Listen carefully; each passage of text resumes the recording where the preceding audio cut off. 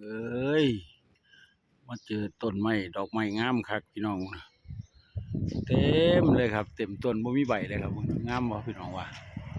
งามอีหลีมีต้นนี่อยู่หลังอำเภอเฮานี่แหละครับสุดยอดครับงามอีหลีพี่น้องเบิ่งโลดนี่ต่ำๆเลยครับมีสองสีขาวชมพู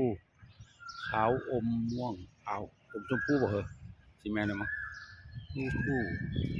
สุดยอดเลยครับพี่น้องนี่นี่พ่อใหญ่ถ่าย ขี่รถมาถ่ายเดี๋ยวจะพอได้ครับพี่น้องเบิ่งนี่อยู่ในห่มมาเลยนี่เออนี่ดึงลงมาก็ได้โอ้โหดีงามบ่พี่น้อง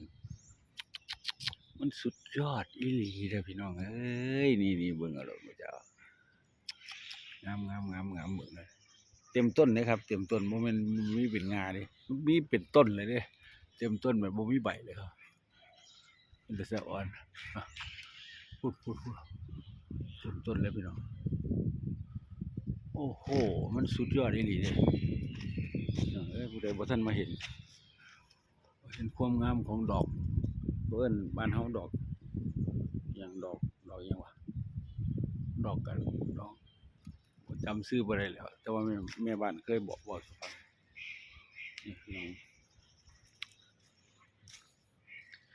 งามคักอีหลีพี่น้องเอ้ยนี่มึง